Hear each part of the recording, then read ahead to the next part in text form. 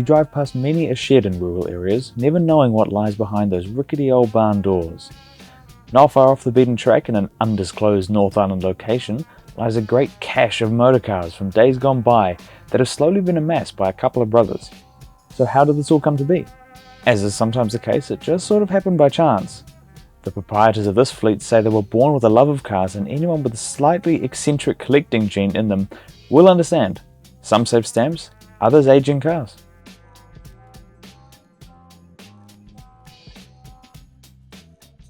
The brothers have slowly been acquiring these automobiles since the 50s, and there are now about 130 of them resting peacefully under the corrugated iron, although there are some 300 vehicles around the property.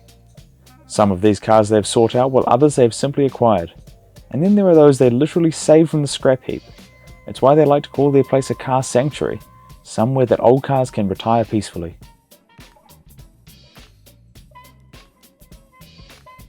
The brothers confess they've never attempted to restore any car they've owned. Some of them haven't had a warrant sticker in a few years, others in decades, but most of those with a number plate still have a live rego, and they reckon they have the ownership papers for most of the cars there. Of the cars that live undercover, they tell us many of them still run.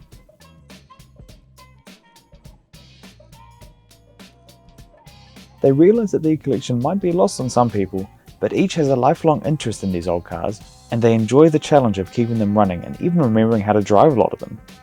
There are all sorts of makes on the property: Austins, a DeSoto, an Essex. Some are basket cases, but there aren't many here that they actually regret buying. Well, except maybe some of the Pommy 4-cylinders, one jokes.